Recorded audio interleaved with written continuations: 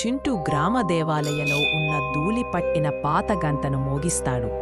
గంట వెనుక నుండి ఒక మధురమైన సంగీత గాత్రం వినిపిస్తుంది. అతని కళ్ళు ఆశ్చర్యంతో విప్పుకుంటాయి. ఒక రహస్య రాయి వెనుక నుండి వీణ పట్టుకున్న వెలుగుతో మెరుస్తున్న శిల్పం నెమ్మదిగా బయటకు వస్తుంది. ఆ శిల్పం కళ్ళను తెరిచి చింటూతో మాట్లాడుతుంది. వీణాదేవి చింటూకి 3 సంకేతాలు ఇస్తుంది. ఒక డబ్బాలో ఉన్న రహస్యం, చెప్పులో దాచిన సందేశం, మరచిపోయిన పాత పాట. చింటూ వీటన్నింటినీ అన్వేషిస్తూ ముందుకు సాగుతాడు. ఒకరోజు బామ్మకు వీణాదేవి చెప్పిన 3 సంకేతాలు కిచెన్లో కనిపిస్తాయి. చెప్పులో దాచిన సందేశంను బామ్మ పాట రూపములో హాస్యభరితంగా పాడుతుంది. పక్కనే ఉన్న మాస్టారు గుప్తా అనే పదాన్ని తినే వంటకంగా మైండ్లో అర్థం చేసుకుంటాడు.